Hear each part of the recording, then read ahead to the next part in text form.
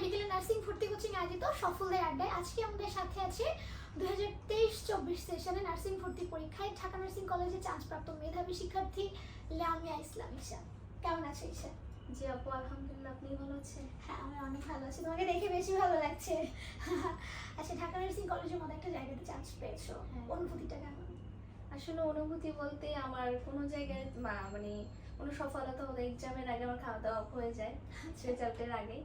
তো এই এক্সাম দেওয়ার আগে এই অবস্থা হয়েছিল এবং রেজাল্টের আগেও। তো যখন আমি মানে রেজাল্টটা যখন পাবলিশ হলো সকালবেলা আমি দেখলাম, তখন আমি মানে আমার অনেক ফ্রেন্ডদের আমার রোলটা দিয়েছি, দেখ আমি সত্যিই পেয়েছি কিনা। মানে আসলে আমার বিশ্বাসই হচ্ছিল না যে আমি এরকম একটা মানে স্বপ্ন সবারই থাকে একটু সেরা জায়গায় যাওয়ার, কিন্তু আমার পরিশ্রম যেটা করছে আমার মনে হয়েছিল যে এটা ঠিক হয়নি, অথবা এর থেকে ভালো আরো দরকার। তো শেষ পর্যন্ত দেখলাম যে না, হয়ে গেছে আলহামদুলিল্লাহ। তো এখানে আমার পজিশনও বেশ ভালো ছিল, আর আমার বাবা মা অনেক খুশি ছিল, অবশ্য তারাই বেশি ইন্সপায়ার হচ্ছে। তো মানে নার্সিং সেক্টরটা মানে আমাদের সমাজে যেহেতু প্রথম দিকে একটু মানে এটা একটু নিচু করে দেখে, কিন্তু আমার বাবা মা এটাকে বেশ আমার সামনে উপস্থাপনটা ভালোভাবে করছে, যার জন্য আমি এটা মানে অনেক আগ্রহী ছিলাম, আর আলহামদুলিল্লাহ হয়ে গেছে। বাহ, খুব ভালো। তাহলে তুমি কাউকে কৃতিত্ব দিতে চাও কি তোমার এত সুন্দর রেজাল্টের পিছনে? হ্যাঁ, আমি দিতে চাই, যেমন আমার বাবা অনেক মানে বেশি ইন্সপিরেশন করছে আমার বাবা মা। আচ্ছা আচ্ছা, তার জন্য। তোমার পড়াশোনা কোথায়, হোম ডিস্ট্রিক্ট কোথায়? Home district Barishal. আর ওইখানে একটা গ্রামের কলেজে আমি পড়াশোনা করছি ওখান থেকে। তো এখানে আসার পর আমার মনে হয়েছিল যে এত ভালো ভালো কলেজ থেকে আসে, তাহলে আমরা সত্যি ভাগ্যবান যেরকম একটা কলেজ থেকে এখানে চান্স পেয়েছি, আসলেই ভাগ্যবান। বাহ, তো কলেজের নামটা কি ছিল? গুছিয়া আইডিয়া ডিগ্রি কলেজ। আচ্ছা, তো পড়াশোনার বাইরে আর কি কি করা হয়? পড়াশোনার বাইরে বেশিরভাগ সময় পড়াশোনার ভিতরেই ছিলাম। তো বাইরে বলতে যেমন বই পড়তে, আমার একটু ঘুমের অভ্যাস আছে, বেশি ঘুমাই। আর মোটামুটি ঘোরার একটু অভ্যাস আছে, ঘুরতে যাই মানে রিফ্রেশমেন্টের জন্য। এই আছে। আচ্ছা, কোথায় কোথায় ঘুরতে যাওয়া হয়েছে এ পর্যন্ত? এ পর্যন্ত বলতে আমাদের বরিশালের এই যে জায়গাগুলো আছে মোটামুটি দেখার মতো, বরিশালটা সত্যি এমনি দেখার জন্য সবুজ সুন্দর সব জায়গাটাই।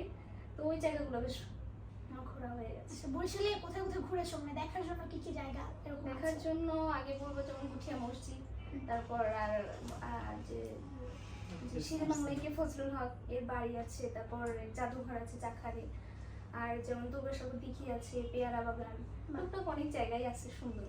আচ্ছা আচ্ছা, অনেক কথা বলে ফেললাম লামিয়া। তো পরবর্তীতে যারা নার্সিং আসতে চায় তাদের জন্য কিছু বলবাতে? হ্যাঁ, আসলে এটা হচ্ছে কি যে পড়াশোনাটা সবসময় কম করলেও একটু রেগুলারিটি মেনটেন করা দরকার, তাহলে যে কোনো জায়গায় মানে সহজেই কোনো একটা পজিশন ধরা যায় না।